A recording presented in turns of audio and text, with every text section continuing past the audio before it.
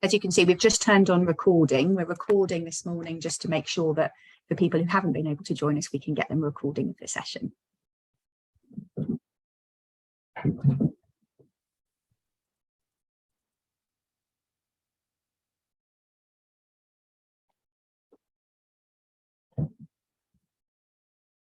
Great, so I think we are almost there.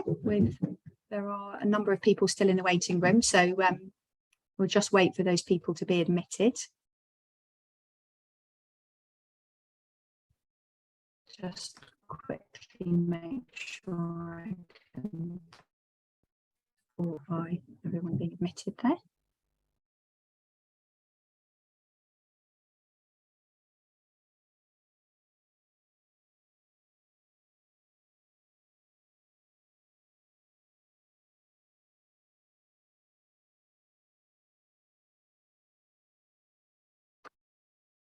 Fantastic. Good morning, everyone. Thank you very much for joining us today for this session on how to break the ice with your TutorMate pupil. I'm going to lead the session today. My name's Emma Bell. I'm the Executive Director of Innovations for Learning. And I am delighted that it looks like we have 86 people and counting here with us this morning, which is fantastic. Thank you so much for signing up to be a volunteer reader with children across the country. I imagine that we've got with us today people from a whole variety of different companies supporting children in lots and lots of different places. So it's fantastic to have so many of you with us.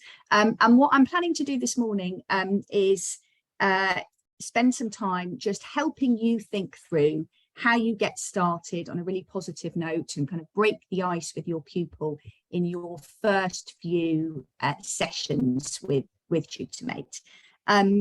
So we're going to try and keep very strictly to time this morning because I'm conscious that you've all probably got a busy day ahead. And just a couple of housekeeping things before we begin. So my name's Emma, as I've said, those of you who are just joining, the Executive Director of Innovations for Learning. I'll be leading today's session. And I've got my colleague Becky, who's with me today, who is going to be just making sure that posting things in the chat, fielding the questions at the end, and just making sure that everything runs smoothly. If you have any issues at all, do please pop those in the chat. We are going to be muting the session just because we've got so many people here, and we will also be recording this session so that we can circulate it to people who haven't been able to join us. Because we do have a large number of people, we will save questions to the end, if that's okay. So I will invite people to put their questions in the chat and Becky can share those with us. And hopefully we'll be able to have a really productive morning. I'm delighted that as well as me today, what we're going to do after I've spoken for a few minutes is turn the tables over to a couple of veteran TutorMate volunteers. So one of them I know has already joined us, Carole Mehigan from Reed Smith. We have another person, Christian Via from Ocado, who is unfortunately the victim of a transport delay this morning, but I was hoping is going to be able to join us about 9:15. So we will pass over when I've spoken to those two volunteers so you can hear from them and potentially be able to ask them some questions as well. So I will dive in to just share with you first of all my reflections on having run this program now for almost 5 years, coming into our 5th year.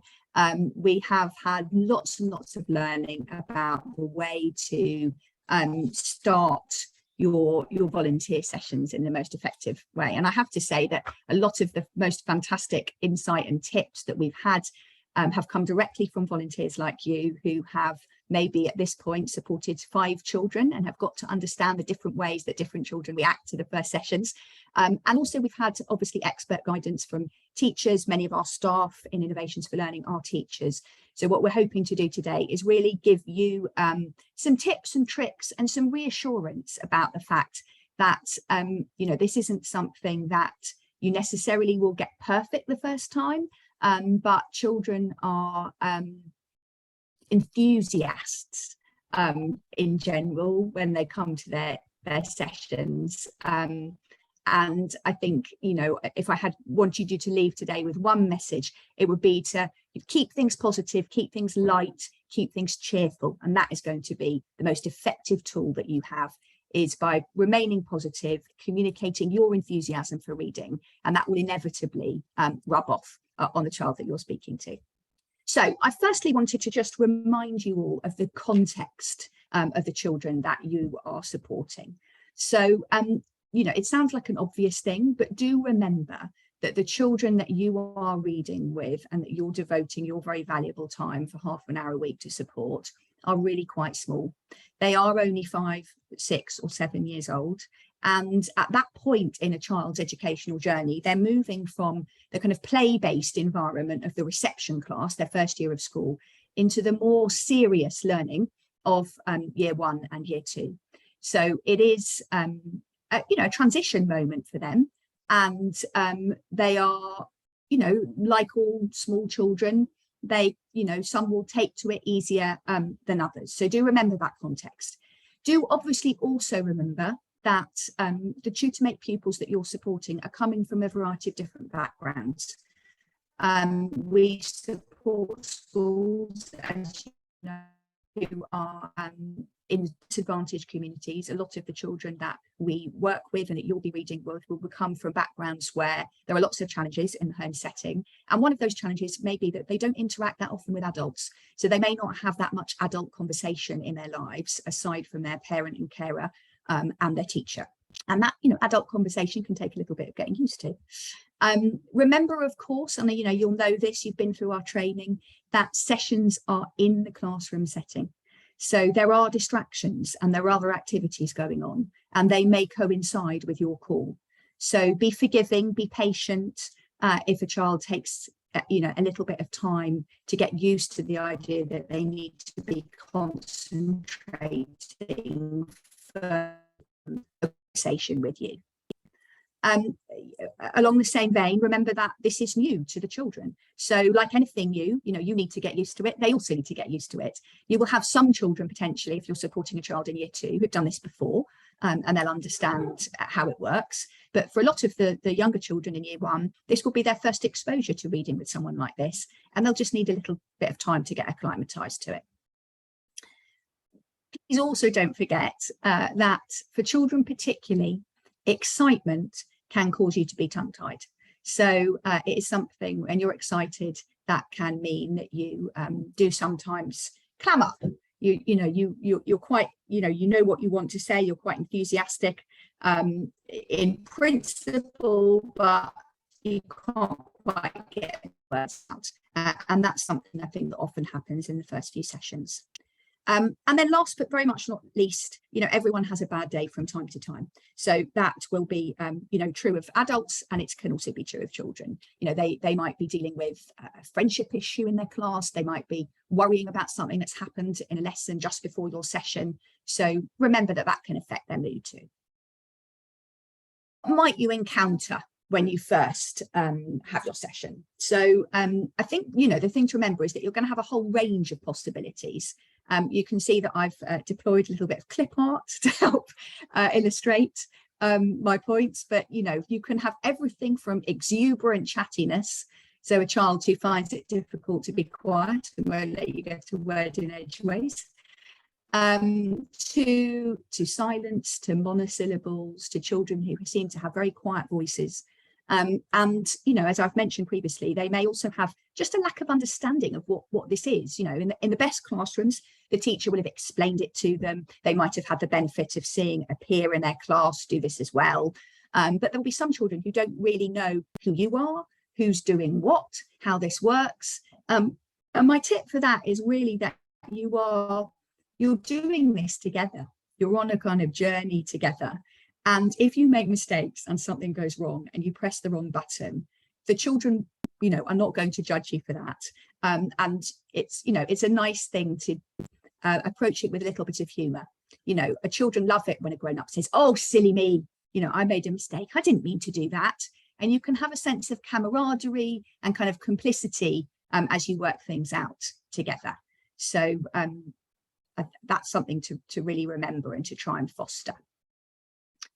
So when we get on to the more kind of practical advice about what you can do in those very first moments of conversation, we do have a few kind of quite clear tips that you might find useful. Do start with a chat. Be upbeat, be positive, be encouraging, as I've said, and don't feel like you've got to immediately zone in on learning and make them read, you know, from the very, very first moment of the conversation. So start with a chat, and that chat can take lots of different forms. You might want to share something about yourself and your life. You know, children respond often to the idea that you tell them something, and then they mirror that, and they can tell you something similar in return. There's a lot of ground to be covered when talking about animals and pets, so you might want to send to talk about that. We had a number of volunteers last year who joined the Zoom sessions that we had for meet and greets, or even at the end of year, with their dog or their cat, that they talk to their volunteer, their child about, now be able to show them more for the first time. That was very exciting. And we've also had some volunteers who decided, in collaboration with the class teacher using the messaging part of the platform, to actually send a photo of themselves to the school so that the children can see what they look like and have a picture in their mind when they're reading their sessions. So don't be afraid to share something about yourself.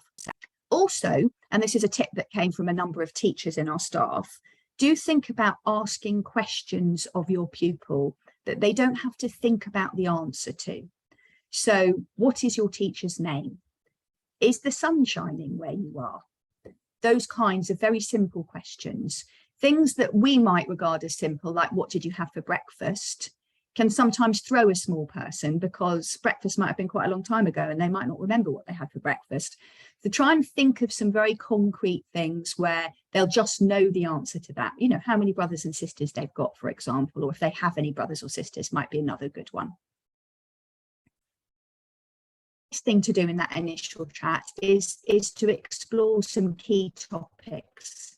So this could be part of the sharing that you're going to do. You might talk about animals, you might talk about siblings. Another kind of very fertile line of conversation is favourite foods. Children will love talking to you about what they like to eat, and then you can share that as well. Do tell a joke.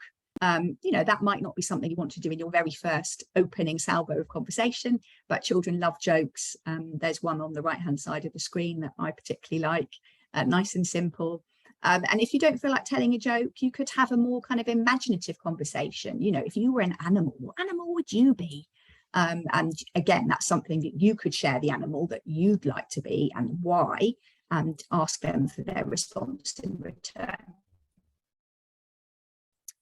As I've mentioned already, I think it is nice to try and create a sense of shared, you know, of shared complicity. So sort of bond over the fact that you're new to this, you're coming at it together, you're going to go on a journey to understand how the program works, and you know that will kind of create a rapport and a connection between the two of you instantly, I think.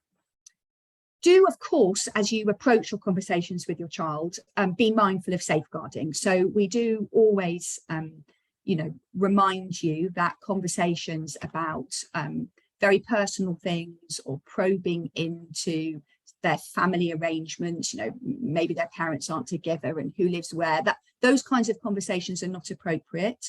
It's absolutely fine, obviously, to ask a child whether they have brothers and sisters. You don't want to go down the road of asking them where they live or any of those kinds of conversations. So be sensible about the types of conversations you ask, and you know, the kind of personal detail that you're expecting them to give you, because you know that it's not appropriate, obviously, for you to be asking too many questions about a child's personal life. And then do remember, finally, that you know, it can take a few sessions to break the ice. You know, you might follow all of these tips and tricks in your first session and feel that it didn't quite work. And it can take quite, you know, a few sessions to build a rapport, establish a routine, and feel like you've got through. And we are going to be doing another session in this series in January, particularly about engaging shy and reluctant readers, where we'll talk a little bit more about the practice of reading with a shy or reluctant reader itself. But, you know, some of the things that you'll find with a shy or reluctant reader will be that some of these breaking the ice tips are going to be helpful. So during your session, once you've had the beginning, you've started on a positive and upbeat note, do remember that there are a number of other ways that you can engage a child who seems to be a little bit hesitant or a little bit nervous. The platform, when you've done your training, you'll know that we have the flashcard module, the story module. My colleague Anna is going to be running a session on how to get the most out just next week. But remember to give whatever you're doing, whatever activity, lots of encouragement and lots of specific praise. So children respond really well, not just to a generalized well done or that was great, but to I really like the way you did that. I'm so proud that you managed to sound out that specific word. So you're praising them for the effort, but you're really honing in on a particular skill or achievement that you're praising. When you start looking at your stories with children in the story part of the platform, don't be afraid to discuss the pictures. Talk more generally about stories. You don't have to only focus on reading the text. You can have a more general conversation about how great stories are, what your favourite story is, what their favourite story is. And if you do get to a point where a pupil is tongue-tied, consider taking a story from a much higher reading level in the platform and reading it to the child. We've had a number of volunteers who've talked about how that was a really effective way to work with a shy or reluctant reader or to break that initial ice by just taking some time to read to the child yourself, because children love being read to. And then my last two points here. Don't take it personally if the child is distracted or isn't engaging well. Be kind to yourself.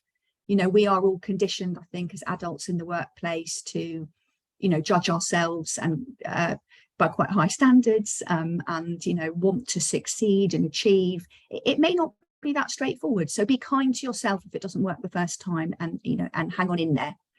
And if by that same token, you don't manage a full 30 minutes in your first few sessions, that's fine. It's, a 5-year-old concentrating for 30 minutes is quite an endeavour. So in those first few sessions, if you have a really good conversation, you do some reading, and at 20 minutes you sense that your child has had enough, that's absolutely fine. Don't feel like you've got to stay the whole course.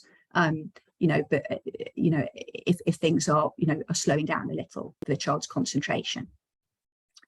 So before I hand over to our fantastic veteran volunteers, and I'm going to ask Carole to speak first, I did just want to share this one story with you that has stayed with me. I'm going to just leave it up on the screen for a couple of minutes so that you can read it.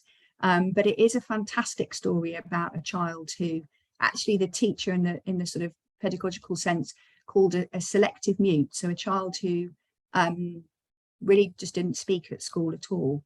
And the sessions that she had with her volunteer, which she was initially incredibly worried about and quite tearful about, ended up being wholly transformative in terms of her being a breakthrough and how she ended up speaking to her teachers and as part of her learning as well. So I'll give you a couple of seconds to read that.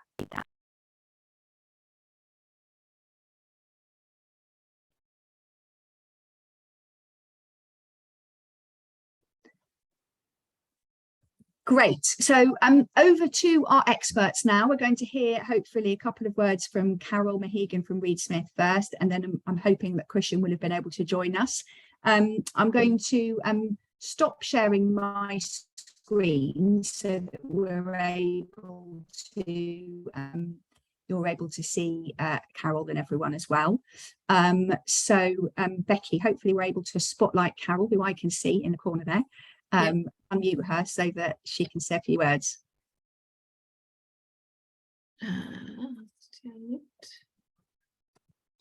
Okay. Carole, are you unmuted now? I am there. Yeah, I am. I'm here. Thank you very much.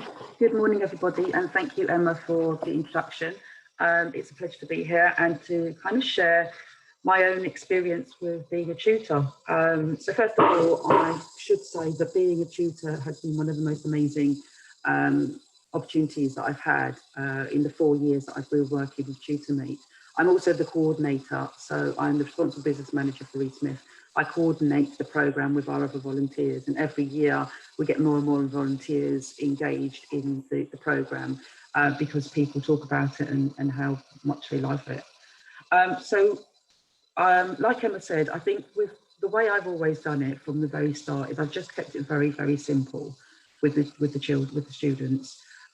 So far I've had 3 boys and I've now got a girl who's completely different from the way the boys reacted in the first session to how my young girl student is at the moment. But I would say that, yeah, keeping it very simple and kind of remembering that how would you introduce yourself, or how would you get to know somebody who you haven't met, you've just met for the first time? So I normally just start it with, you know, hello, how are you? You know, I obviously address them by name. I say my name, and then I ask them how are they? Depending on the time of day, I usually go for an afternoon session. I find sometimes in the morning they're not quite ready for a reading session, so I normally do afternoons, and that suits me better. And I normally ask them then, you know, how's their day been going? What have they done so far today? And just get them to generally just sort of talk a little bit about, you know, how they've been coping with the day and what they've been doing. And I find that kind of starts to break down the barriers, because they start to talk about stuff that they've been doing in school. If it's after lunchtime, I ask them, oh, you know, what did you have for lunch? What did you enjoy the most? And just anything that would get them talking, but making them feel at ease so that they don't have to think too much, I think is a great way to address the first session. I don't ask too many questions. Like I said, I just ask a few questions just to sort of warm them up, get them to start talking. And then I normally ask them, what would they like to do first? Would they like to play a game, or would they like to read a book?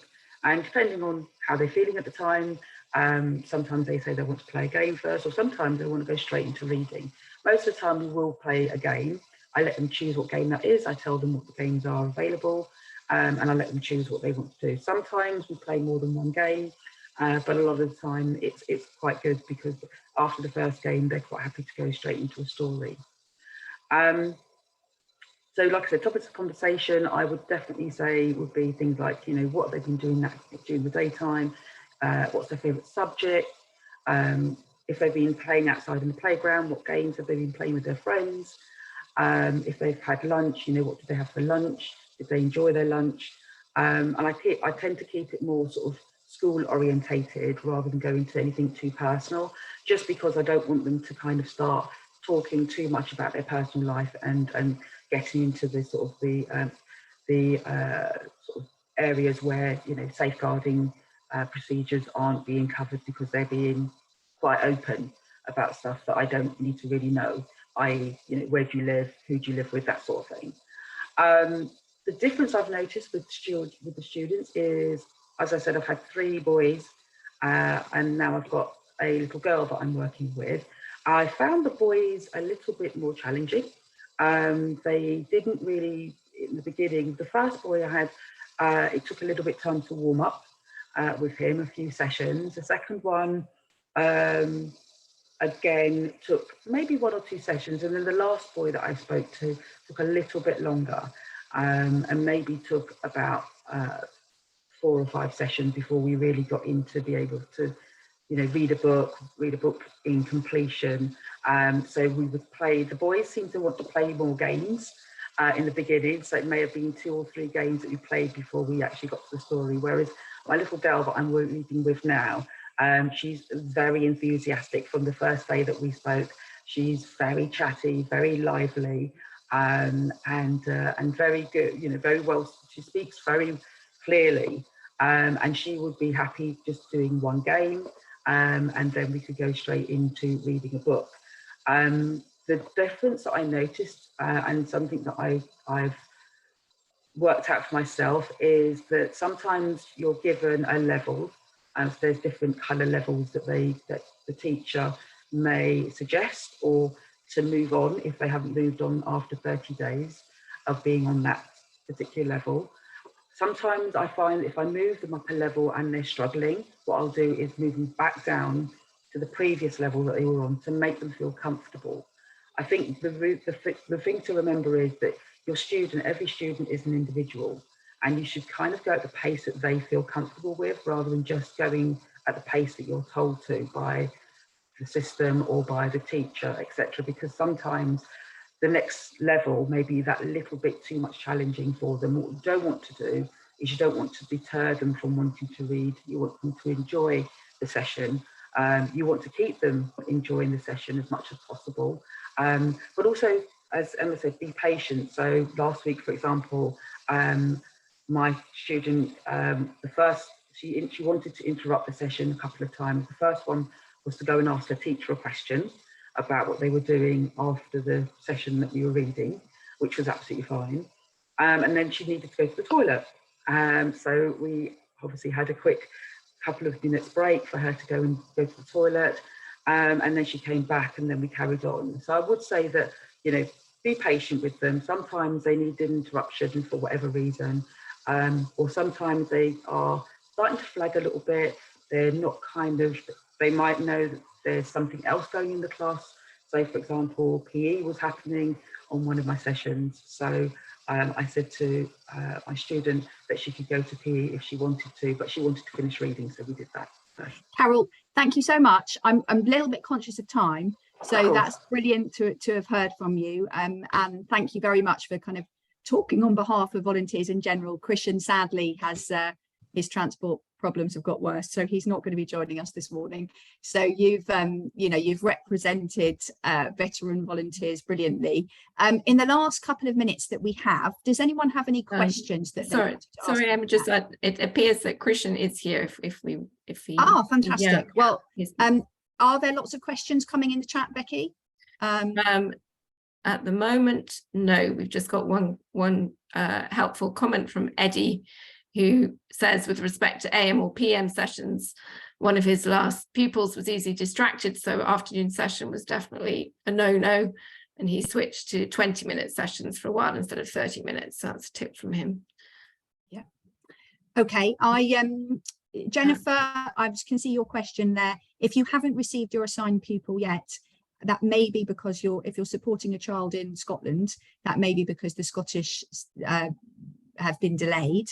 However, if you're in England, then you ought to receive your assignment very soon.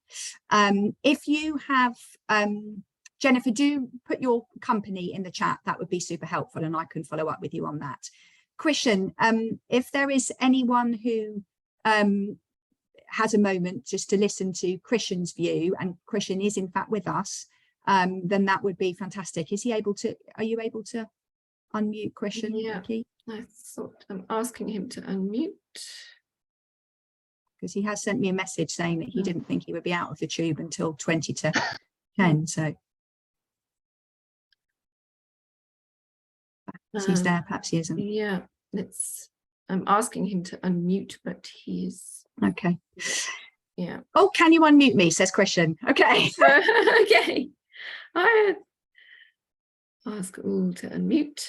Are there any other questions from anyone else while we're waiting to resolve the perennial issue of muting and unmuting? Apologies. I think a few people have had to leave to go to other meetings, but we'll give this a second. I'm going to ask all to unmute, see if that helps a second. So, apologies. Okay, Christian, try speaking, please.